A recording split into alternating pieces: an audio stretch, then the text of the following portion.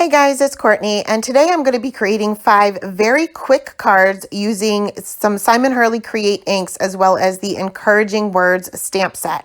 These are all going to be watercolor backgrounds. So I'm going to work on the Waffle Flower watercolor mat because my Ranger Craft mat is no longer with us, but I definitely recommend working on some sort of surface that's made for watercoloring. So I am going to be creating 2 rainbow backgrounds here, and the first one is going to be what is called a wet on wet technique. So I'm just smushing out all 6 of my ink colors here, and I have a piece of watercolor cardstock off to the side, and I am going to get that entire piece of cardstock wet with just clean water. Now you should, and I recommend taping this down, but being I'm making 5 cards and 5 backgrounds, I didn't bother. But here's where I'm going to go ahead and add my pigment down.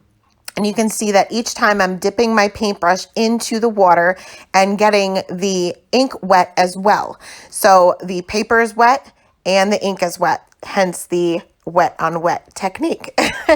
So I'm just going in rainbow order, and I'm kind of just letting the colors do whatever they want to do. This is going to give you a pretty light color background, especially being any kind of watercolor is going to dry back a little bit, meaning it's going to get lighter as it dries. So I did go back in with a second layer, and you can do as many layers as you want and make this as dark as you want, but I kind of like the subtle look. So I am just going to go ahead and put this aside to dry. I did kind of mop up a little bit of those puddles, but I'm going to cut this panel down anyway, so I'm not too concerned. So next I'm going to do the wet on dry technique. So I'm going to pretty much do the same thing, only I'm not going to get my paper wet first, but I am going to go in the same color combination and the same, rainbow order. And this time I am going in with that wet ink, so it's wet on dry paper.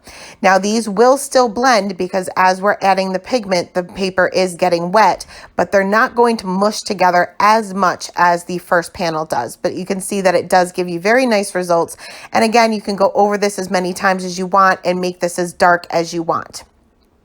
So I went ahead and put that aside to dry, and next we are going to work on a spatter background, and this is going to be a wet on wet technique as well.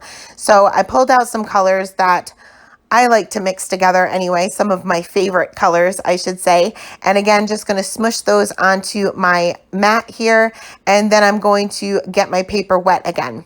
And this is what is really going to make your colors move. And instead of painting these on like I did with the first one, I'm just going to dip my paintbrush in and I'm just spattering all the colors. Anywhere I want, doesn't really matter. They're going to kind of land wherever they want to, but as it hits that wet paper, they're going to spread, and it almost gives you kind of like a tie-dye look. And again, you can make this as dark or as light as you want, but like I said, I like that subtle look. So I went ahead and put this one aside to dry, and the next 2 are going to be where we kind of just mush the paper onto the mat. So again, I pulled out some colors here, and I'm just going to kind of scatter them around my work surface here. And I'm just using the edge of my ink pad so that I don't contaminate them. Then I'm going to take my mini mister here and wet this a lot until they start beading up. It's hard to see on camera, but the ink will start beading up. And then I'm going to take a piece of watercolor paper and dip that in. Now, the watercolor paper is going to give you a very subtle look. Again, you can dip this as many times as you want, but you can see I started to create mud, so I stopped. The next one, I'm going to do the same thing. I'm just going to pull out different colors here, and I did pull out colors that are not complementary to one another, so I will not make mud, but I am just smushing these around again, spritzing those with my mini mister. But this time, instead of watercolor paper, I'm going to use the Simon Hurley Create Stark White cardstock, which is a pretty heavy duty cardstock. It is not watercolor, but it can hold quite a bit of water. It's not necessarily going to blend like watercolor paper, but it's not going to warp like traditional cardstock. So I dipped that in, re-wet my surface, and then dipped it again, and you can see that the colors are much more vibrant on this one. So once all of my panels were completely dry, we're going to turn these into cards, and I pretty much did the same thing with each and every one of them, just kind of switched it up just a little bit. And I'm making these nice and simple because if you've watched my live from a couple of days ago, I have decided to send out massive amounts of cards to pretty much everyone I know that I can't see right now, just to let them know that I'm thinking of them. And this encouraging word stamp set is so perfect for these mass-produced cards that you just want to get out to people just to let them know that you're thinking of them. So I am starting off with the wet on wet technique background here, and I trimmed this down quite a bit because I had all of that pooling on the side. And I'm going to go ahead and stamp out one of the sentiments. I am using my mini Misty here. I know that I'm going to have to stamp these multiple times. I am working on textured paper. Watercolor paper is textured, so more than likely you are going to have to stamp them more than one time regardless of the ink that you're using. So next I can go ahead and adhere this down to a black piece of cardstock that is cut just a little bit larger than my card panel itself, and then still smaller than an A2 size card base. That way I have a little bit of that black showing that will match the sentiment and the white frame around it as well. Anytime you mat anything onto black, it's really going to make your panel really pop. So for the next one, this is the panel that we did the wet on dry technique. So we still have that rainbow in the background. And I'm going to do pretty much the same thing as I did for the first card. I'm going to stamp out my sentiment with that archival black ink. And again, had to stamp this a couple of times to make sure that I got a good impression. Now, for this one, I didn't have to trim this down quite as small as I did for the first one, just because I didn't have as much pooling. Remember, our cardstock was not wet to begin with, so you don't get it overly wet to where you're going to have pooling and probably areas that you may want to end up cutting off.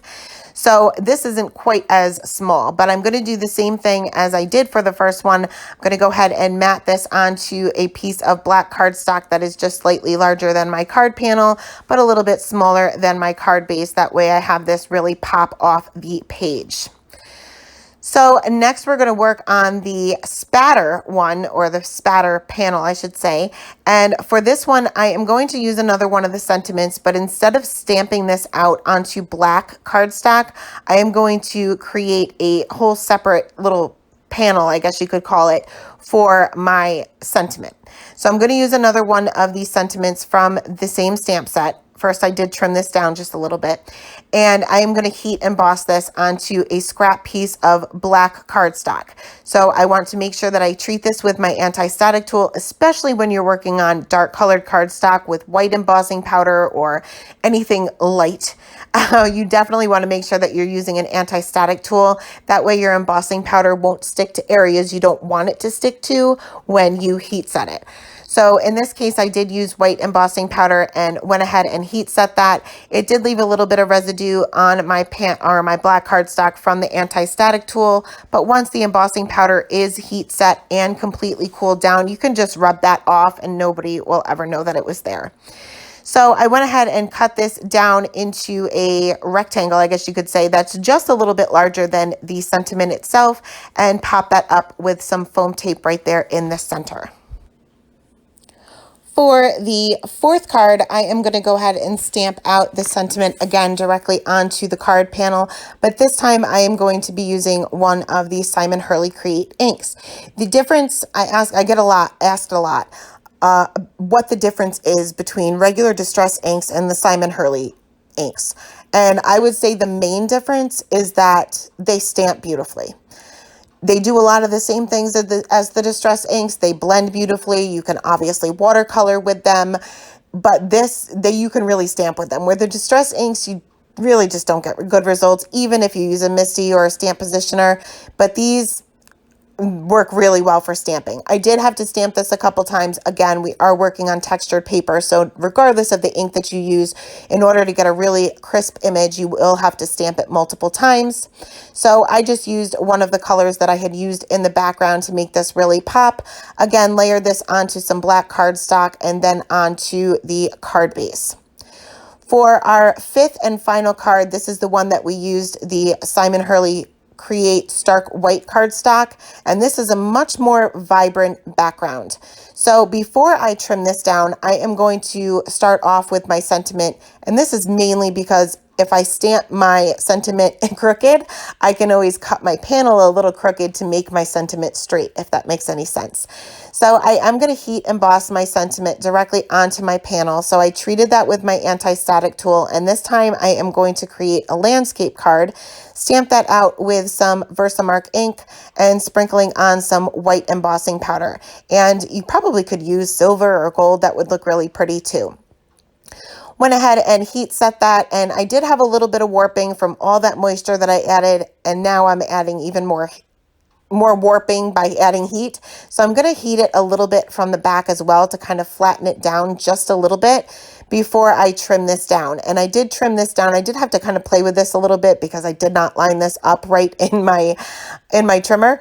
But overall, it turned out fine. Went ahead and layered that onto some black cardstock, and again, layered that onto a white card base.